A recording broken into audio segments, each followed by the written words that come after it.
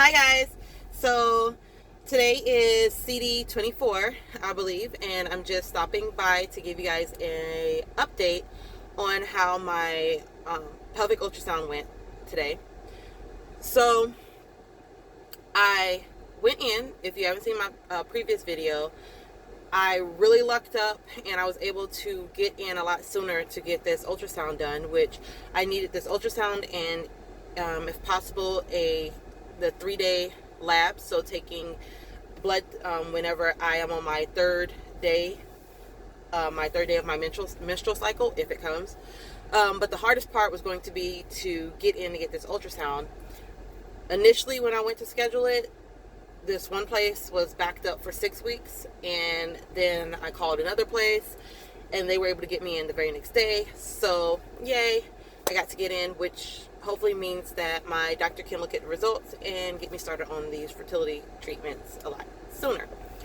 So I go in full bladder. She does the abdominal ultrasound, and then I have to go relieve myself and make sure that I had to make sure I bore down to make sure my bladder was completely empty for the pelvic ultrasound, which is where they go internal.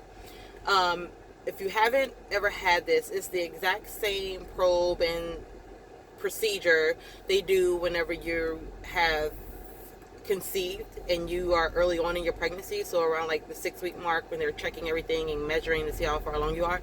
It's the same probe. So it looks a lot worse than what it actually is because they only insert about 2 to 3 inches. It's small.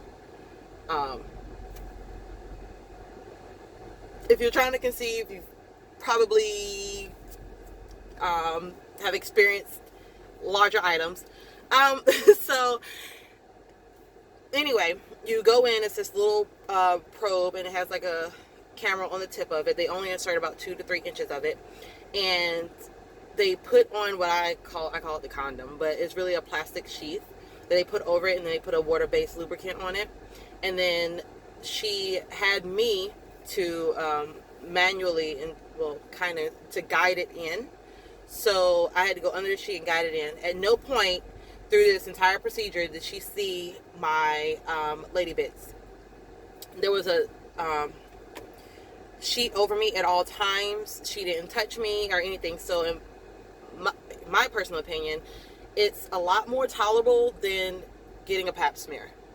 So there was no looking of anything. The lights were dim. So all she looked at was the monitor or the ultrasound machine. So as I she had me breathe in, breathe out, and then she kind of inserted a little bit at a time, and it was only like 2 or 3 inches. And then she took pictures. And from there, pull it out, easy day, you get dressed, and they forward the information. It's in the system, and they send it to the doctor.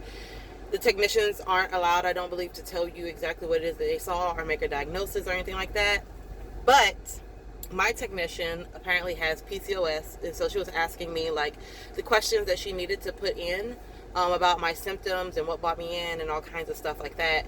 And she was like, yeah, from one person at the end of it, she was like, from one person with PCOS to another, these are some of the things that I found have worked. And she was a lot smaller too, so she was like, a lot of people have the misconception that it's only with people that are heavier or might be overweight or something like that. But she gave me some tips about like eating and dieting and stuff like that, and what helped her, and monitoring her blood sugar and stuff like that, or what's helping her, or she's finding successful. So I got that. I left. After I left out, I went and I emailed my doctor because I wanted to know if there was any way that now that I had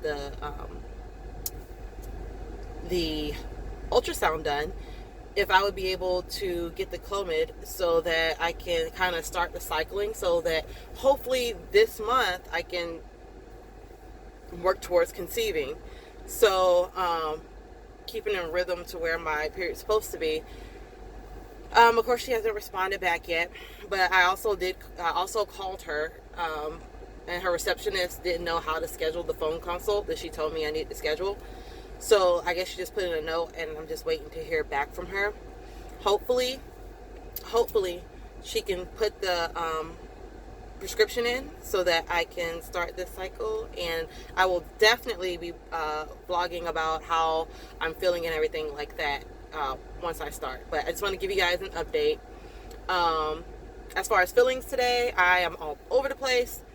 I'm overjoyed, but I'm also sad. I don't know. It could be what's going on with me. I don't know. But I'm always having hot flashes, having one right now. And oh, I also decided I probably want to start documenting like my CM. And even though my fertility doctor said it was unnecessary, I kind of want to monitor my basal temp to see if I'm one of the people that can actually capture whenever I ovulate or not. But I do have ovulation strips. I just ordered some of the little cheapy pregnancy strips, and I am planning on tracking all of that in the CM. So yeah, right now, maybe TMI, but my CM is definitely that milk thicker consistency, and it's kind of tacky, which is normally like that before I'm supposed to ovulate, and then it's after, like a week before or a couple days before my period is supposed to come, whether it comes or it doesn't. So CM wise, my body goes through those cycles that it's supposed to go through for ovulation. I get the tender breast, the cramping, that stuff, but nothing comes sometimes and I don't ovulate. It's extremely weird. But yeah, keep you guys updated on that, and deuces.